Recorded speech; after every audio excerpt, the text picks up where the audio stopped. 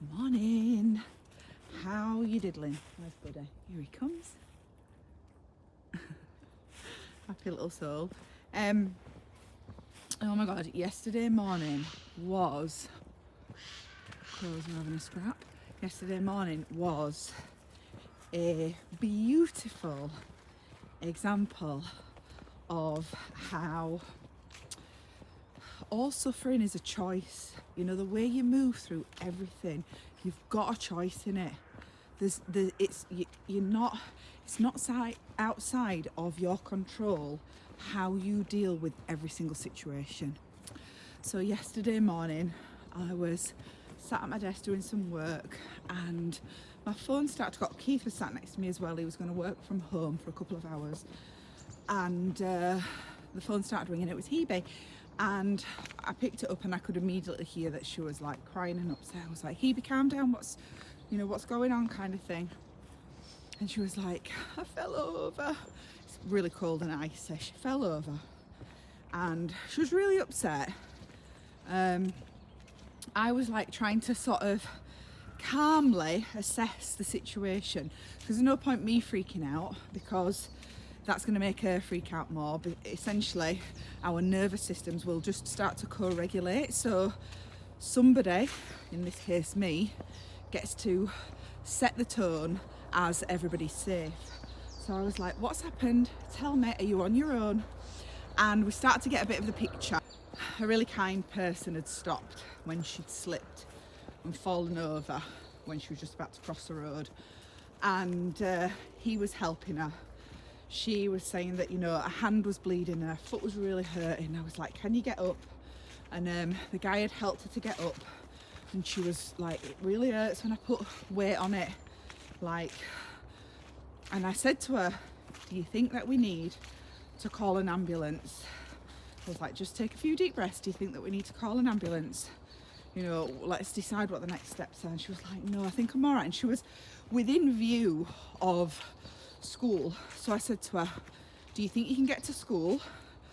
And I will start sorting things out at my end to find out what I can do to help. Anyway, she said, yeah, I think I can get to school. And this guy said, I spoke to him on the phone, and he said, she's really fallen. I'll walk with her. She literally could see school from where she was. So they walked to school. The guy said goodbye, left her, and she went inside. And we made a plan, basically. Keith went and got dressed, because obviously he works in the school. He was like, I'll just jump in the car, go down there sooner. She'll go straight into where the nurse's office is and get checked out. I'll meet her down there, and then we'll decide what the next steps are. When I came off the phone, I could feel that little bit of adrenaline that I'd not suppressed, but basically that had been present, but I'd moved myself from like panic back into safety. I could feel it then. It needed to do its thing. It needed to move. So I actually started walking around the room a little bit, and I was like, right, what do I need to do now? How can we sort this out? And Keith was like, leave it with me. I was like, do I need to cancel calls? He was like, I don't have any classes. Leave it with me. I'll go in. So then I started to think, we're going skiing.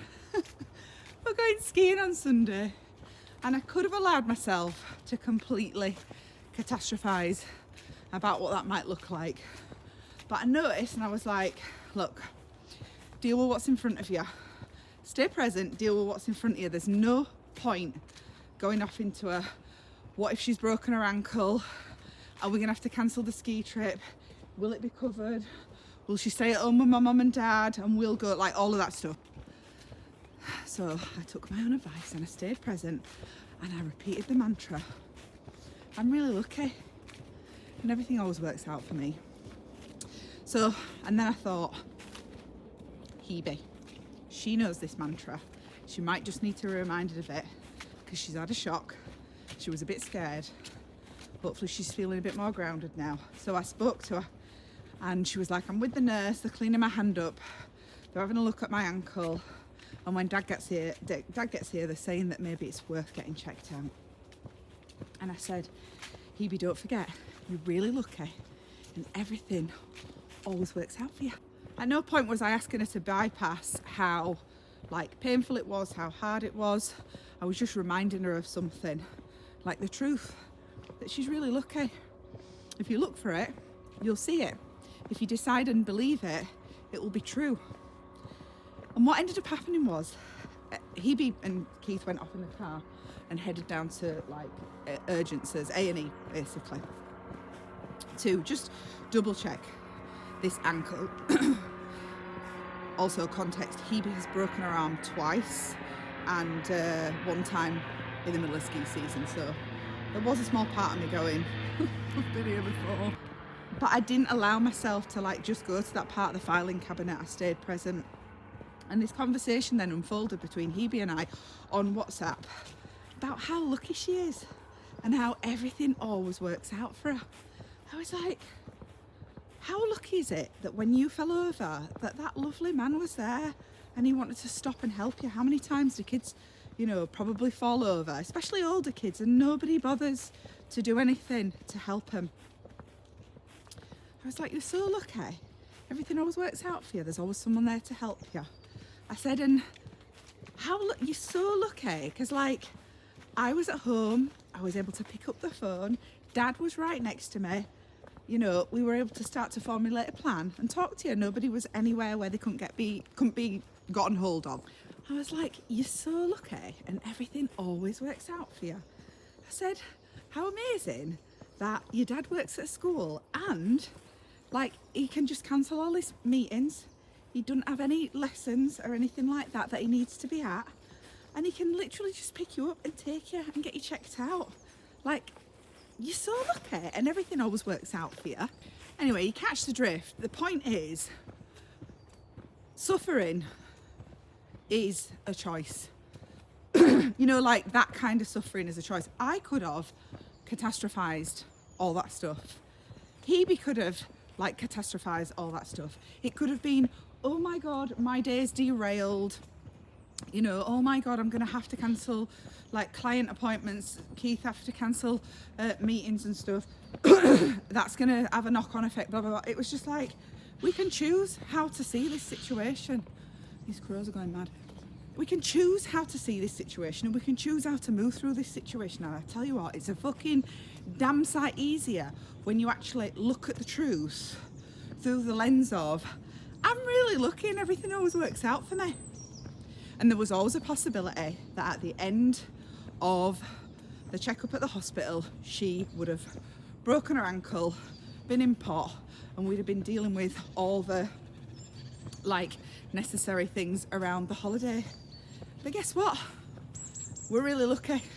Everything always works out for us. And no, she hasn't. She's got a little, not even a sprain, a little tweak. She's rolled her ankle.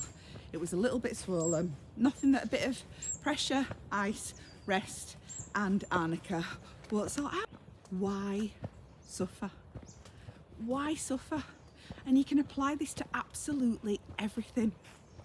Absolutely everything in life, every move you make, every conversation you have, every interaction that you have. This is not toxic positivity. It's about staying present and looking what the truth is in the situation and then deciding, I choose to move through this really easily. I'm just going to breeze through it. I'm going to deal with everything as it lands. I'm going to breeze through it. I choose not to suffer because it's not necessary. I think the big challenge is when the other people involved want to go down the road of suffering. That's where they want to go with it, because there's safety in that.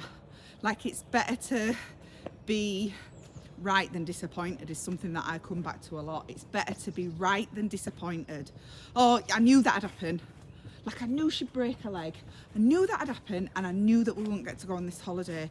It's better to do that at that point than say everything's going to work out and move through it like it's going to be all right, and then find at the end of it you're disappointed because she did break her leg and you did need to cancel it.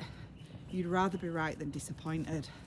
Well, I would rather find things easy and not suffer and then be disappointed and deal with the disappointment, because quite frankly I've got the emotional intelligence to move through it.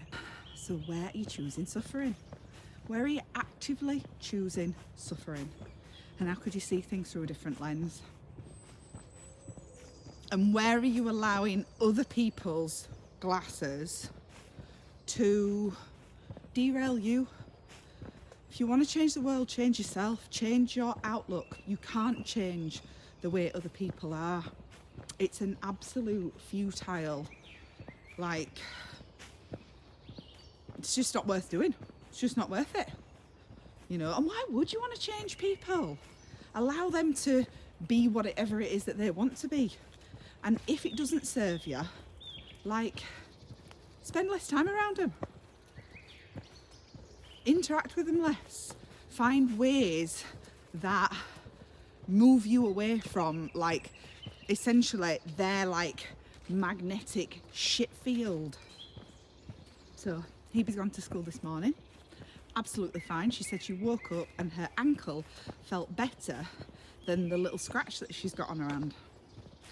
You know, she sort of scuffed it when she put her hand down. And she was like, I'm so surprised. I was like, why are you surprised, Hebe?